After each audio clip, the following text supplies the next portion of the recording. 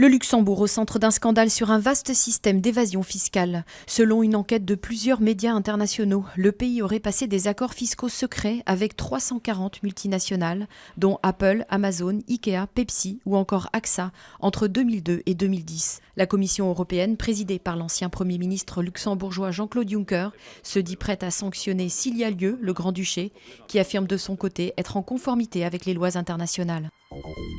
François Hollande en direct ce soir à 20h30 sur TF1. Le président entend annoncer de nouveaux chantiers pour tenter de rebondir. Alors qu'arrivé pile à mi-mandat, il est confronté à une impopularité record sous la Ve République. Durant une émission spéciale d'1h30, le chef de l'État répondra aux questions de 3 journalistes et de 4 Français censés incarner les grandes questions liées à la crise. Des pauvres de plus en plus pauvres, mais de moins en moins visibles. C'est le sombre constat du rapport annuel du Secours catholique publié aujourd'hui. L'association a apporté en 2013 une aide à près d'1,5 million de personnes. Elle dit rencontrer davantage de bénéficiaires avec un revenu en baisse, seulement 515 € par mois en moyenne. Le Secours catholique attire l'attention sur les seniors précaires et les hommes seuls, confrontés à un isolement croissant. Des milliers de Mexicains sont à nouveau descendus dans les rues de la capitale pour exiger que les 43 étudiants disparus dans le sud du pays soient retrouvés.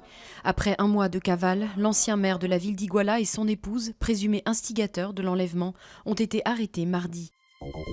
La baie de Rio frappée par un mal mystérieux, les poissons y meurent par milliers, une véritable hécatombe jamais vue dans ce site naturel à la triste réputation de poubelle maritime.